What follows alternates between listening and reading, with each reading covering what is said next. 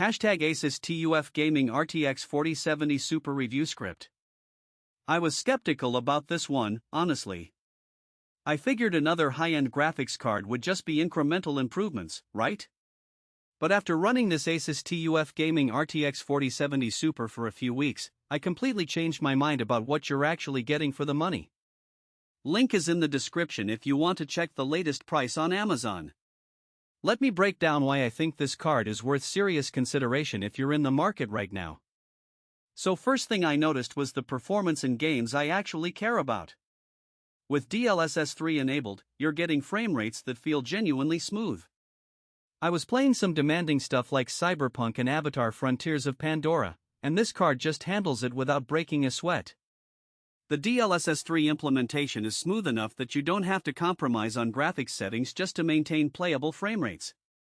That's the real-world benefit here, you're getting high frame rates at high settings, which is what most people care about.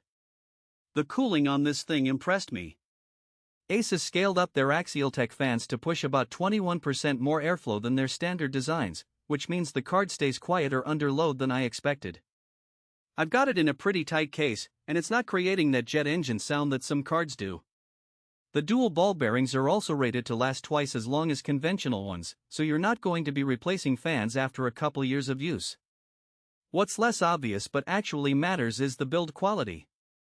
This is a TUF card, so we're talking military-grade capacitors rated for 20,000 hours at 105 degrees Celsius. That's just nerdy spec talk for saying this thing was built to last through years of heavy use. I've seen cards degrade after just a few years, but the engineering here suggests this won't be one of them. From a practical standpoint, you've got HDMI 2.1A and DisplayPort 1.4A connections, which means if you eventually upgrade your monitor setup, you're covered. The 12GB of GDDR6X memory handles 4K gaming well, especially at higher frame rates where VRAM actually becomes a bottleneck on some games. The 4th generation Tensor cores and 3rd generation RT cores are the tech doing the heavy lifting on DLSS and ray tracing performance. Translation? You get better lighting and reflections without the massive frame rate hit they used to cause. Here's the honest take.